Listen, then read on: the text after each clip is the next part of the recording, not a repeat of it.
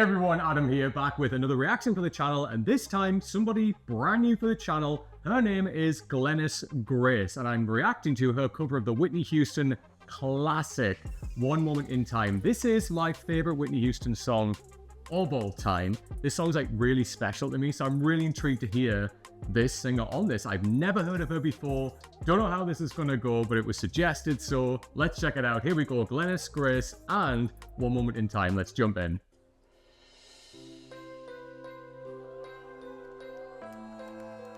Alright, here we go. She actually looks like Whitney as well. Each day I live, I want to be a day to give the best of me.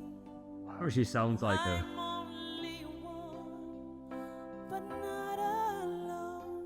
Nice run there. My finest day is yet unknown. Yet. I broke my heart. Nice. For every game to taste the sweet. She sounds like Lord, Whitney. I faced the pain. Lord, I had a partner. Rise and fall, yet through it all, this much remains. I want one moment in time. Nice. When I'm more than I thought I could be. When all of my dreams are a heartbeat away. Wow. And the answers are all up to me. Give me one moment in a time when I'm racing with destiny. She got it. And in one moment of time, Nice little flutter with a voice there. I will feel eternity. Alright, we're going for it. This build is really important.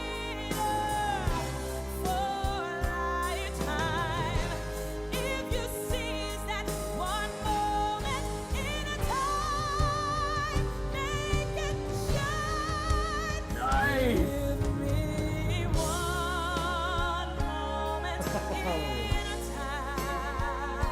My God. When I'm racing with destiny. See, Nice. in that one moment of time, I will be. Come on. I will be free.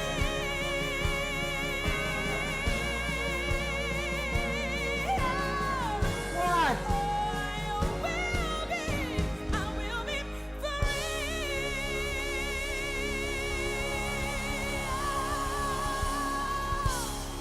Wow!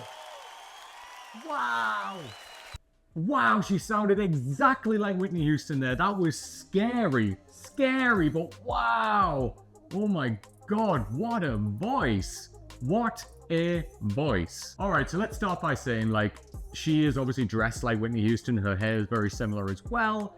But, like, that voice, like, she just sounds like Whitney. This is honestly like Whitney reincarnated. Like, you can just hear similar runs and things that Whitney used to do as well, like essay, like stuff like that as well, and like other little like oh like sounds as well, like in the vocal. A lot of that's what Whitney used to do, especially when she sang live. And obviously there were slight differences to the recorded version compared to this version, but what I liked about this is that she was building on a lot of those things that Whitney does live in her vocal, and she added those in, which was really, really interesting. Like that, even that use of "Oh Lord," like that's not in the actual song, but she added that in there. It's a little bit of flavor as well. It's a little bit of like that live performance, you know, those little gems that you can throw in there when you're performing, when you're getting into the song. And obviously Whitney used to do that as well.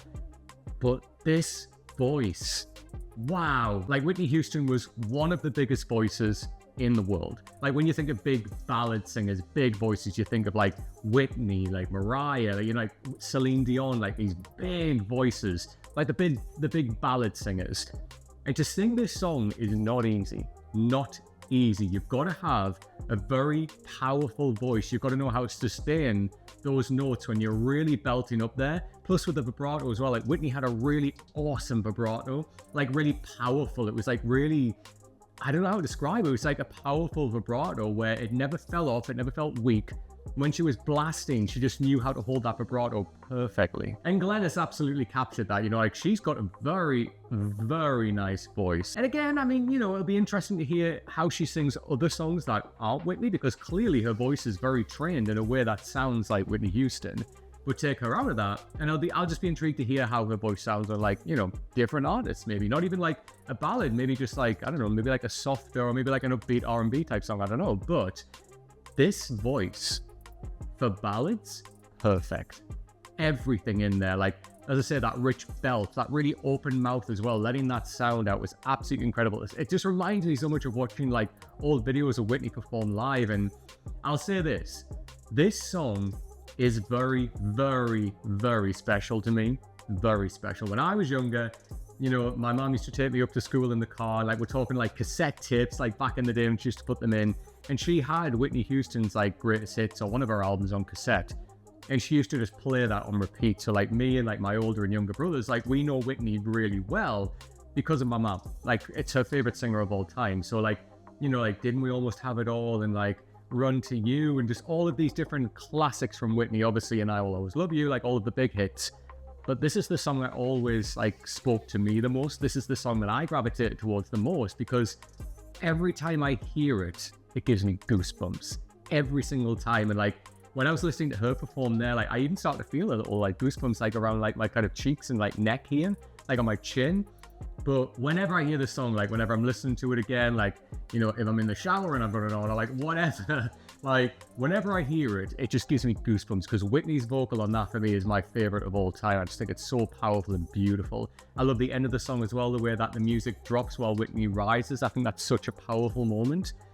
And this captured this. I mean, the live orchestra behind it captured this beautifully. It's like, it's a song that's made to be sung and played with an orchestra. And this live captured this so damn well. Obviously, it wasn't the full song. There was like the second verse that was kind of cut out. And we kind of did build towards that, the bigger build at the end of the song as well. There was like another section that was slightly cut out as well.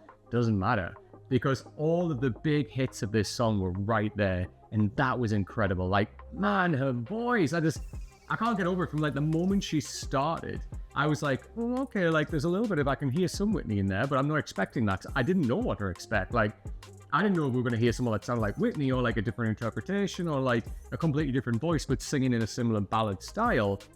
But man, when that started, I was like, am I hearing Whitney Houston again? This is probably the closest I've ever heard to hearing Whitney live again.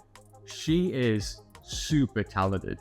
Super talented. Wow. But what do you think of Glennis Grace covering Whitney Houston, One Moment in Time? You know what to do by now. Please leave me comments down below with your thoughts. And if you have any other suggestions by the incredible Glennis Grace, please leave those down below as well. If you like the video, give it a thumbs up. Please come and subscribe to the channel if you don't already. And make sure you hit that bell icon as well. It's the fastest way to get new notifications when a brand new video like this drops. I want to say a big shout out and thank you to the person that suggested this to me as well.